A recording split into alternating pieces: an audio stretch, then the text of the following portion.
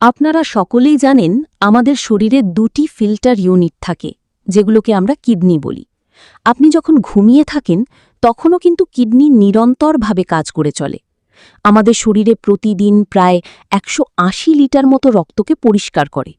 আমাদের শরীরের যত বর্জ্য পদার্থ আছে সব শরীর থেকে বের করে দেয়। এখন অনেকের মনে প্রশ্ন থাকে যে 180 লিটার রক্ত কোথা থেকে এলো?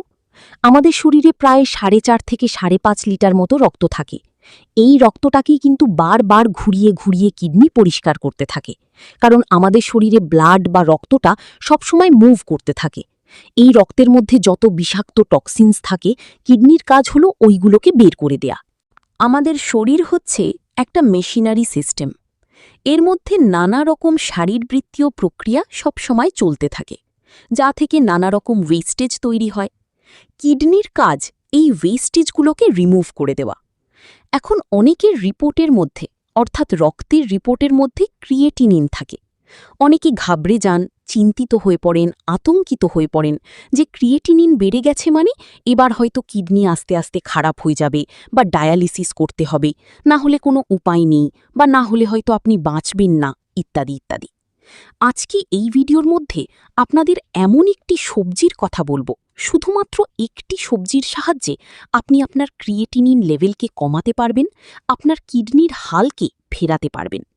কিডনির যত দুর্বলতা, রোগব্যাধি আছে সেগুলোকে সারিয়ে তুলতে পারবেন। নিজে থেকেই কোনো রকম মেডিসিনের প্রয়োজন হবে না। আয়ুর্বেদাতে এই সবজিটাকে কিন্তু সুপারফুড বলা হয়েছে, কারণ এর মধ্যে এমনই কিছু গুণাগুণ থাকে যেগুলো প্রাকৃতিকভাবে কিডনিকে সাফাই করার বা পরিষ্কার করার কাজ করে। কিডনির যত দুর্বলতা বা রোগব্যাধি আছে এগুলোকে দূরীকরণের কাজ করে। দেখুন, এই যে ক্রিয়েটিনিন কথাটা আছে, এই ক্রিয়েটিনিন কথাটার সঙ্গে আতঙ্ক জড়িয়ে আছে। সাধারণ মানুষের মধ্যে একটা আতঙ্ক আছে যে ক্রিয়েটিনিন বেড়ে যাওয়া মানেই বুঝি আমার কিডনি খারাপ হয়ে যাওয়া। এমনটা কিন্তু না। ক্রিয়েটিনিন হচ্ছে এমন এক ধরনের ওয়েস্টেজ মেটেরিয়াল যেটা আমাদের শরীরে প্রতিনিয়ত তৈরি হয়। দেখুন, আপনার বাড়িতে ঝাড়ু দিলে যেমন কিছু ময়লা বেরোয়, ইটভাটার মধ্যে দেখবেন চিমনি দিয়ে ধোঁয়া বেরোচ্ছে, দুর্গন্ধযুক্ত, বিষাক্ত, তেমনি আমাদের এই শরীরটা যে এক প্রকার মেশিনারি সিস্টেম। আপনি যে খাবারগুলো খাচ্ছেন তার মধ্যে থাকা প্রোটিনগুলো যখন আমাদের মাংসপেশিতে, কোষকলার মধ্যে ভাঙছে কেন? কারণ এনার্জি প্রোডাকশনের কাজ চলছে। আপনি শক্তি পাবেন না, এনার্জি পাবেন না যদি না এই সিস্টেমটা চলে। যখন এনার্জি প্রোডাকশনের কাজ চলে, প্রোটিন ভেঙে গিয়ে কিন্তু এই ক্রিয়েটিনিন নামক যে ওয়েস্ট মেটেরিয়ালটা আছে এটা তৈরি হয়, এবং এটা সবসময় তৈরি হতে থাকে। আমাদের কিডনির কাজ হলো এটাকে ফিল্টার করে বাইরে বের করে দেওয়া। কিডনির মধ্যে অসংখ্য লক্ষ লক্ষ ফিল্টার ইউনিট থাকে, যেগুলোকে আমরা নেফ্রন বলে থাকি। সুতরাং আপনারা বুঝলেন যে ক্রিয়েটিনিন কোনো আতঙ্কের বস্তু নয়। অল্প বিস্তর বা 1.5 থেকে 2 পর্যন্ত বাড়লে এটাকে কোনো রকমভাবেই ভয়ের কারণ ভাববেন না। কিন্তু ক্রিয়েটিনিন যখন এর থেকে বেশি বাড়তে থাকে, তখন আমাদের শরীরে সে নীরবই কিছু সিমটমস বা ইঙ্গিত দিতে থাকে। আবার একটি গুরুত্বপূর্ণ বিষয় হলো, কিডনি যখন খারাপ হতে থাকে সে কিন্তু কোনো রকম প্রাথমিক অবস্থায় ইঙ্গিত দেয় না। যখন এই ক্রিয়েটিনিন লেভেল ধীরে ধীরে বাড়তে থাকে, তখন দেখবেন যে আপনার পায়ের পাতা ফুলে যাচ্ছে। আপনি যখন অফিস থেকে ফিরছেন, মোজার যে রাবার বা গার্ডারের জায়গাটা দেখবেন বসে যাচ্ছে। সেই জায়গাটা মিলতে বা স্বাভাবিক অবস্থায় আসতে অনেকটা সময় লাগছে। আপনি বুঝতেই পারছেন না যে বেলা বাড়ার সাথে সাথে কেন আপনার পায়ের মধ্যে ফুলা ভাব বা সোয়েলিং আসছে। আপনার প্রস্রাবের মধ্যে ফেনা কেন আসছে, শরীর কেন ভীষণ ক্লান্ত, দুর্বল লাগছে, সবসময় কেন একটা অলসতা বোধ লাগছে, রাত্রে কেন ঘুম আসছে না, কেন আপনার শরীরের মধ্যে হিমোগ্লোবিনের মাত্রা কমে যাচ্ছে, বা আপনার কেন বারবার টয়লেট পাচ্ছে বা ইউরিন আসছে। এগুলো কিন্তু সিমটমস। যখন ক্রিয়েটিনিন বাড়তে থাকে, আপনার কিডনি দুর্বল হতে থাকে। এখন কথা হলো যে কিডনি কেন দুর্বল হয়ে যায়? এই যে আমাদের নেফ্রনগুলো আছে, যেগুলোকে আমরা ছাঁকনি বলছি, এরা ঠিকভাবে কাজ করে না, তাই কিডনি দুর্বল হয়ে যায়। তাই আপনার শরীরের যে ওয়েস্টেজ মেটেরিয়ালগুলো আছে সেগুলোকে ছেঁকে বের করতে পারে না। এর কারণ কি? এর কারণ হলো আমরা নিজেরাই এমন কিছু ভুল করে থাকি যে কারণে আমাদের কিডনি দুর্বল হয়ে যায়। কিডনির যে ফিল্টার সিস্টেমগুলো আছে সেগুলো ক্রমশ দুর্বল হতে থাকে, রোগগ্রস্ত হতে থাকে। এখন আপনাদের এই বিশেষ সবজিটার বিষয়ে বলার আগে আপনাদের বলে রাখি যে কোন ভুলগুলো আপনারা করছেন, যে কারণে আপনার কিডনি আস্তে আস্তে অবক্ষয়ের দিকে এগোচ্ছে বা আপনার ক্রিয়েটিনিন লেভেল বেড়ে যাচ্ছে, আস্তে আস্তে আপনার কিডনি দুর্বল হয়ে যাচ্ছে। তার মধ্যে ১ নম্বর যে কারণটি আছে সেটি হলো ব্যথার ওষুধ বা পেইন কিলার খাওয়া। এখন বেশিরভাগ মানুষই একটু মাথা ব্যথা হলো, পায়ে ব্যথা হলো, কোমরে ব্যথা হলো, ফার্মেসি থেকে হুট করে কিনে এনে পেইন কিলার খেয়ে ফেলেন। এই ধরনের মেডিসিনগুলো করে কি, এরা আমাদের কিডনির দিকে যে রক্তের ফ্লোটা বা রক্ত সরবরাহ আছে সেটাকে কমিয়ে দেয়। যখনই আপনার কিডনির মধ্যে রক্তের ফ্লো কমে যাবে তখন নেফ্রনগুলো তার প্রয়োজনীয় পুষ্টি পদার্থ বা অক্সিজেন পাবে না, তারা ক্রমশ দুর্বল হয়ে যাবে, ঠিকঠাক কাজ করতে পারবে না। শরীরে যে বর্জ্য দূষিত পদার্থ আছে সেগুলোকে ছাঁকতে পারবে না, কারণ তারা আগের মতো আর কার্যক্ষম থাকবে না। এইভাবে কিন্তু কিডনি দুর্বল হয়ে যায়। তাই হুট কথায় কিন্তু কখনোই পেইন কিলার জাতীয় মেডিসিন নেবেন না। ২ নম্বর যে উল্লেখযোগ্য কারণটি আছে কিডনির মধ্যে দুর্বলতা এসে যাওয়ার বা কিডনি খারাপ হয়ে যাওয়ার, সেটি হলো কোল্ড ড্রিঙ্কস বা সোডা। এটা সাধারণ মানুষ জানেন না। সারাদিনে কত যে কোল্ড ড্রিঙ্কস পান করেন তার ইয়ত নেই। কোল্ড ড্রিঙ্কসের মধ্যে ফসফরিক অ্যাসিড থাকে। এটা কিন্তু আপনার কিডনির মধ্যে স্টোন ফরমেশন করে দেয়। যখনই কিডনির মধ্যে পাথর ছোট ছোট জমতে থাকবে, এরা নেফ্রনের মধ্যে আটকাবে, সেই জায়গায় সোয়েলিং করবে, ইনফেকশন হবে, ইনফ্লামেশন হবে। এই ইনফ্লামেশন বা প্রদাহ জিনিসটা এমন একটা জিনিস যেটা আপনার কিডনির মধ্যে কিন্তু রোগ বা ব্যাধি তৈরি করে দেবে, আপনার কিডনিকে আস্তে আস্তে দুর্বল করে দেবে। কোল্ড ড্রিঙ্কস বা সোডা কিন্তু কখনোই খাওয়া উচিত না, খেলেও খুব স্বল্প মাত্রায়, বিশেষ করে তো ডায়াবেটিস রোগীদের জন্য একদমই না, কারণ এর মধ্যে এত বেশি পরিমাণে লিকুইড সুগার থাকে যেটা আপনার ডায়াবেটিসের মাত্রাকে তর করে বাড়িয়ে দেবে। ৩ নম্বর যে কজটি আছে সেটি হলো বর্তমান সময়ে বেশিরভাগ মানুষই কিন্তু যারা জিমে যান তারা মাত্রার অতিরিক্ত প্রোটিন পাউডার নিয়ে থাকেন। এই প্রোটিন পাউডার যখন আপনি আপনার প্রয়োজনের বেশি নিচ্ছেন, আমাদের কিডনি তখন করে কি, তার যে ক্ষমতা আছে সেই ক্ষমতার বাইরে গিয়ে কাজ করতে থাকে। এই প্রোটিন পাউডারগুলোকে ভাঙার ফলে অতিরিক্ত পরিমাণে ক্রিয়েটিনিন তৈরি হয়, যেটা আপনার রক্তের মধ্যে বা রক্তের রিপোর্টের মধ্যে ক্রিয়েটিনিনের মাত্রাকে বাড়িয়ে দেয়। আর এই অতিরিক্ত কাজ করার কারণে কিডনি কিন্তু ধীরে ধীরে দুর্বল হতে থাকে। তাই কখনোই কিন্তু প্রোটিন পাউডার নেবেন না। এটা একটা মারাত্মক কারণ আপনার কিডনি দুর্বল হয়ে যাওয়ার জন্য বা কিডনি অসুস্থ হয়ে যাওয়ার জন্য। ৪ নম্বর যে পয়েন্টটি আছে সেটি আপনার বাড়িতে থাকে সাদা লবণ। এই সাদা লবণ কিডনির জন্য এক প্রকার বিষ। এটা জেনে রাখবেন, সাদা লবণ যখন আপনার খাওয়ার অভ্যাস বেড়ে যাবে বা এটাকে বেশি পরিমাণে খাবেন, লবণ বা সোডিয়াম করে কি, আমাদের শরীরে জল ধরে রাখে। এই সোডিয়াম ওয়াটার রিটেনশন বাড়ায়। যখনই জল ধরে রাখবে আপনার রক্তের মধ্যে জলের পরিমাণ বাড়বে, রক্তের যে ভলিউমটা আছে সেটা বেড়ে যাবে, তখন রক্তচাপটাও বেড়ে যাবে। রক্তচাপ যখন বাড়বে নীরবে কিন্তু আপনার নেফ্রনগুলোকে ফাটিয়ে দিতে পারে বা নেফ্রনের উপর চাপ সৃষ্টি করতে, কারণ প্রতিনিয়ত রক্ত কিন্তু আমাদের কিডনির মধ্যে যাচ্ছে, নেফ্রনের মধ্যে যাচ্ছে, সেই জায়গাতেই রক্ত ছেঁকে প্রস্রাব তৈরি হয়ে আমাদের শরীরের বাইরে বেরোচ্ছে। তাই ব্লাড প্রেশার রেগুলেট রাখতে হবে, নিয়ন্ত্রণে রাখতে হবে। লবণের মাত্রাকে খুব বেশি পরিমাণে কমাতে হবে। এইবার আপনাদের বলি ৫ নম্বর যে গুরুত্বপূর্ণ কারণটি আছে সেটি হল ল্যাক অফ স্লিপ, অর্থাৎ ঘুমের অভাব, কম পরিমাণে ঘুমানো। যখন আপনি ঠিকভাবে ঘুমাচ্ছেন, আপনার অনিদ্রার সমস্যা এসে গেছে, নানা রকম স্ট্রেস, টেনশন, অ্যাংজাইটির মধ্যে ভুগছেন, তখন কিন্তু আপনার শরীর বিশেষভাবে রেস্ট পাবে না। শরীরের মধ্যে যে অর্গ্যানগুলো আছে তারা রেস্ট পাবে না, কিডনি ঠিকভাবে রেস্ট পাবে না। এটা জেনে রাখবেন যে আমরা যখন গভীর তন্দ্রার মধ্যে আচ্ছন্ন থাকি তখন কিন্তু আমাদের শরীরের রিপেয়ারিং সিস্টেম একটা আছে যে কাজ করে, শরীরে যে দুর্বলতাগুলো আছে সেগুলোকে ঠিক করে দেয় বা ঠিক করার চেষ্টা করে। আপনার যদি ঘুম ঠিকভাবে না হয়, কিডনির মধ্যে যদি কোনো দুর্বলতা থাকে, সেটাকে শরীর নিজে থেকে ঠিক করতে পারবে না। একটি সমীক্ষায় দেখা গেছে যে যারা সব সময় অতিরিক্ত চিন্তা করেন, অতিরিক্ত স্ট্রেসের মধ্যে থাকেন, ফুল অ্যাংজাইটি, ডিপ্রেশনের মধ্যে থাকেন, তাদের কিডনি খুব দ্রুত দুর্বল হয়ে যেতে দেখা যায়। এই ছিল 5টি কারণ, যে কারণে আপনার কিডনি ক্রমশ দুর্বল হচ্ছে, কিডনির নানা রকম রোগব্যাধি হচ্ছে বা আস্তে আস্তে কিডনির খারাপের দিকে পৌঁছে যাচ্ছে।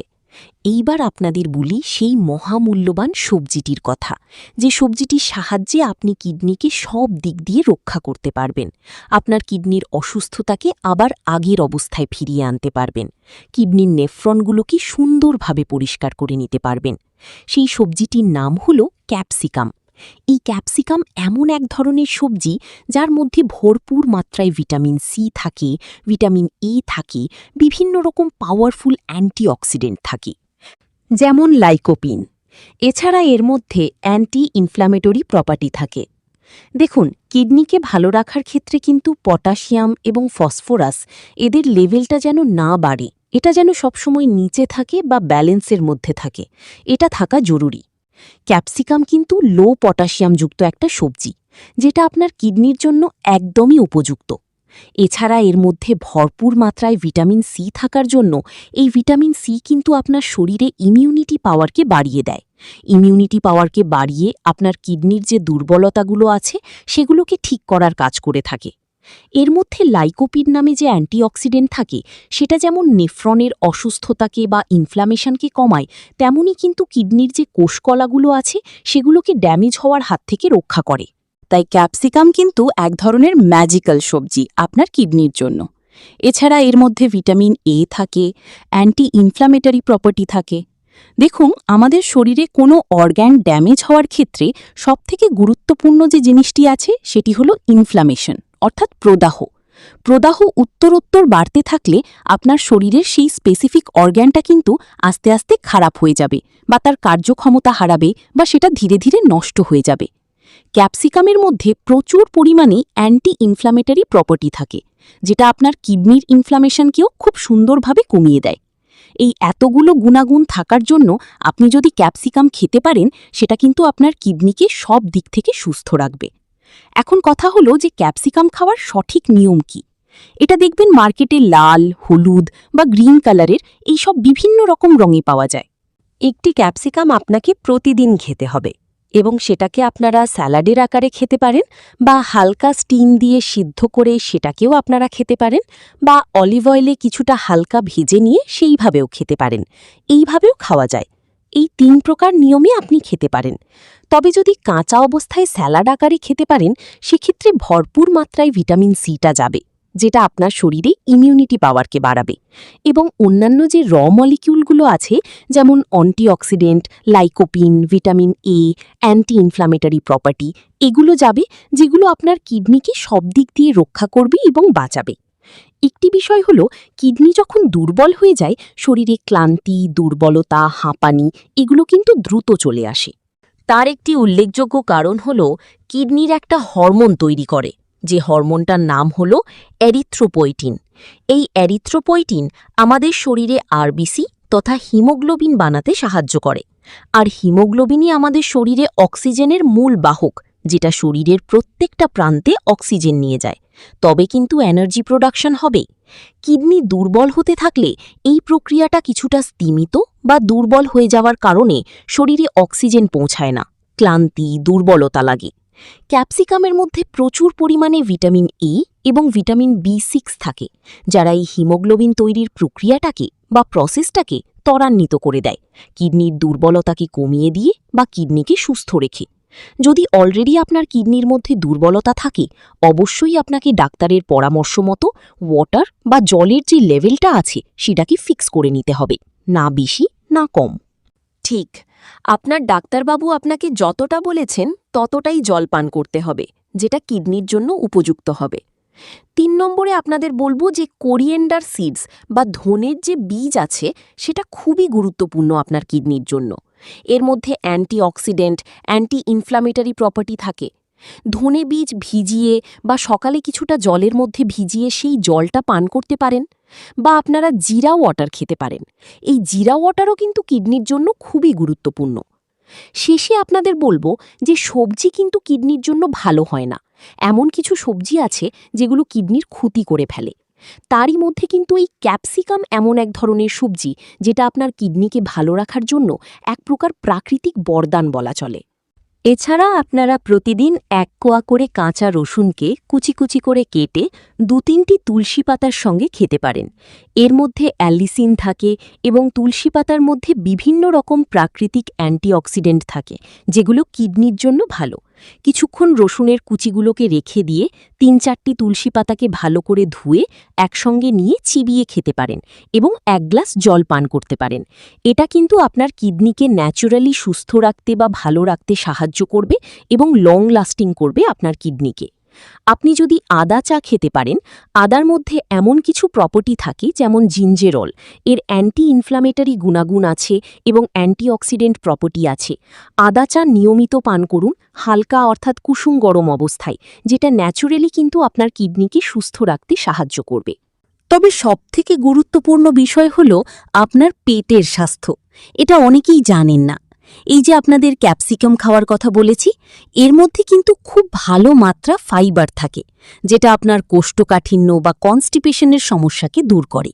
যারা লং টার্মে কনস্টিপেশনের সমস্যায় ভোগেন, তাদের ক্ষেত্রে পেটের মধ্যে যে আবর্জনা বা দুর্গন্ধ জমে থাকে বা যে ওয়েস্টেজগুলো জমে থাকে, সেগুলো পুনরায় আবার রক্তের মধ্যে মিশে গিয়ে কিডনির উপর প্রেশার ক্রিয়েট করে। কিডনির মধ্যে টক্সিন বেড়ে যেতে থাকে, কিডনির যে ফিল্টার করার ক্ষমতা, সেই জায়গাটার উপর চাপ সৃষ্টি করতে থাকে, কিডনিকে দ্বিগুণ কাজ করায়। তাই কোষ্ঠকাঠিন্যকে কিন্তু আপনাকে অবশ্যই ঠিক করতে হবে। আর এর জন্য ক্যাপসিকাম খুবই উপযোগী, তাই নিয়মিত ক্যাপসিকাম খাবেন। এই সবজিটা খুবই গুরুত্বপূর্ণ আপনার কিডনির জন্য। এই কিডনির জন্য কিন্তু ক্যাপসিকাম এক ধরনের প্রাকৃতিক বরদান। এছাড়া আপনাকে টেনশন, স্ট্রেস, অ্যাংজাইটি এগুলোকে কমাতে হবে, বা আপনার ডিপ্রেশন থাকলে সেটাকেও কমাতে হবে। সুস্থ মস্তিষ্কে আপনাকে থাকতে হবে। মনের মধ্যে কোনো ভয় রাখবেন না। নিজের মতো করে প্রতিদিন আধা ঘন্টা বা 45 মিনিট মতো স্লো ওয়াকিং করবেন। আস্তে আস্তে হাঁটাচলা করবেন। নিজের মতো করে ব্যায়াম বা এক্সারসাইজ করতে পারেন। এইভাবে চলুন, দেখবেন আপনার কিডনি সারা জীবন সুস্থ থাকবে। আশা করছি আজকের ভিডিওটি আপনাদের ভালো লেগেছে। যদি ভালো লাগে অবশ্যই একটি লাইক করবেন। আর এই ধরনের আরও ভিডিও পাওয়ার জন্য আমার চ্যানেলটিকে সাবস্ক্রাইব করে পাশে বেল বাটনটি টিপে অল অপশনটি ক্লিক করে দেবেন। দেখা হচ্ছে পরের ভিডিওতে। ভালো থাকবেন। ধন্যবাদ।